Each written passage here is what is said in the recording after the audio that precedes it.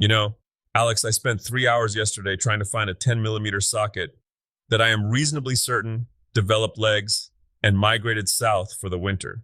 I ended up sitting on the shop floor, looking at my workbench, and realizing that half the struggle of being a maker is just negotiating with the inanimate objects that refuse to cooperate. But then I see what's happening in the world this week, and suddenly my missing socket feels like a very small problem in a very big, very automated pond. Every time you lose a tool, you turn into a philosopher of the garage. It's impressive, really. But you're right, the pond is getting high-tech.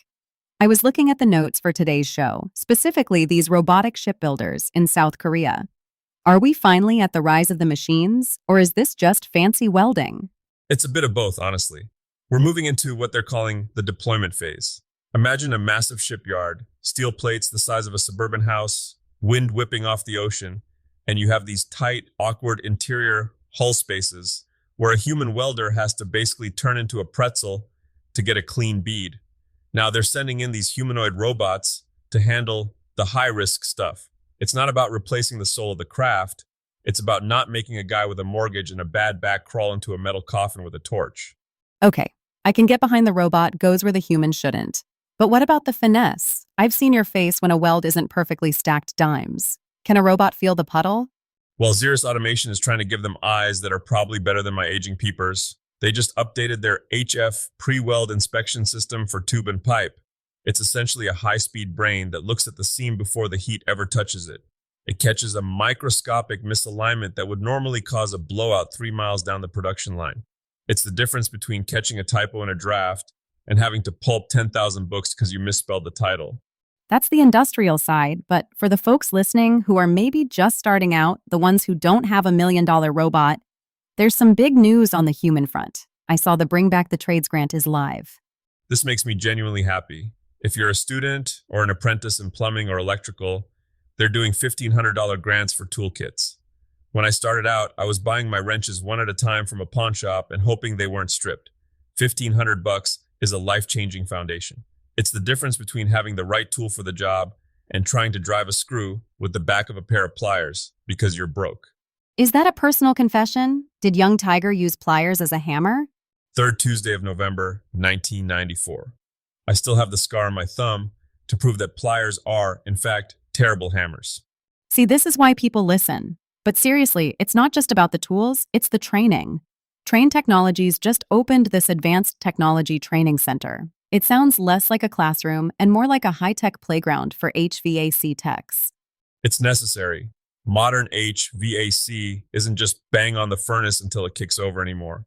It's smart climate systems, complex sensors, efficiency algorithms. It's basically high-end IT work that happens to involve refrigerant. If you're in those trades right now, you aren't just a laborer, you're a systems engineer with dirty hands. And honestly, those are the people who are going to be making the real money in 10 years. Speaking of real money, let's talk about the maker millionaires. I look at a brand like Beekman 1802, $92 million from goat milk soap. Tiger, you've made soap. I've seen the lye burns. How do you go from a hobby in a kitchen to a $92 million empire without losing the maker heart? They did something most of us forget to do because we're too busy staring at the grain of the wood or the temperature of the oil. They sold the story. People didn't just buy a bar of soap. They bought the idea of Main Street. They bought a piece of a lifestyle that feels honest and slow in a world that's fast and fake. So it's not just about having a better product? Not even close. You can make the best hand-planed walnut table in the world, but if you're just selling a table, you're competing with IKEA on price. If you sell the story of the tree, the sweat, and the legacy of that piece, you're in a different league. But the Beekman blueprint also involves the boring stuff we all hate. The 2026 Shopify guides are stressing this.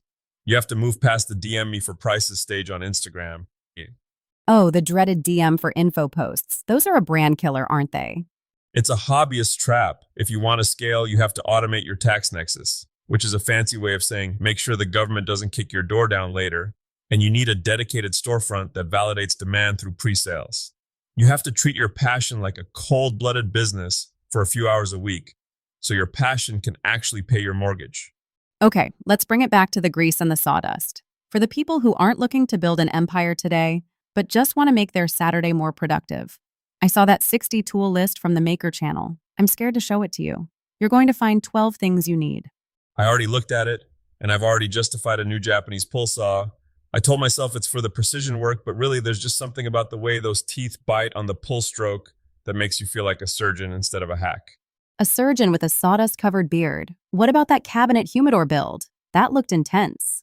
That's the final boss of woodworking projects. A humidor is a battle against physics. You aren't just making a box, you're making a pressurized vessel that has to breathe but not leak. The joinery has to be airtight. No gaps, no, I'll just fill that with wood putty later shortcuts. If you can build a functioning humidor that holds 68% humidity for a month, you can call yourself a woodworker. Period. And for the rest of us who just want our home office to stop looking like a disaster zone, That built-in desk project using 3/4-inch birch ply, that's the real winner for the weekend warrior. It's the champagne look on a craft beer budget.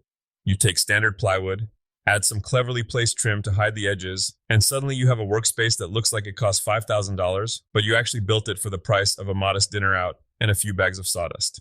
you know, we've covered a lot today, from high-end ship welding robots to goat soap empires and birch ply desks. Is there a common thread here, or are we just excited about everything that involves a tool belt?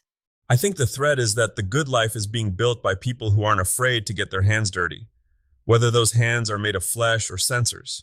The world is getting more automated, sure, but that only makes the human part of the trade more valuable. Whether you're applying for that $1,500 tool grant or trying to scale your soap business, the secret is just staying curious enough to fail a few times. And maybe not using your pliers as a hammer. Especially that, trust me, my thumb still remembers. That's a good place to leave it. If you're ready to start your own path, whether it's the trades, the maker mogul route, or just mastering your DIY skills, check out the TigerDen learning paths. Everything we talked about is linked there. Go build something that'll outlast you, or at least something that doesn't wobble when you put a coffee cup on it. We'll see you Wednesday.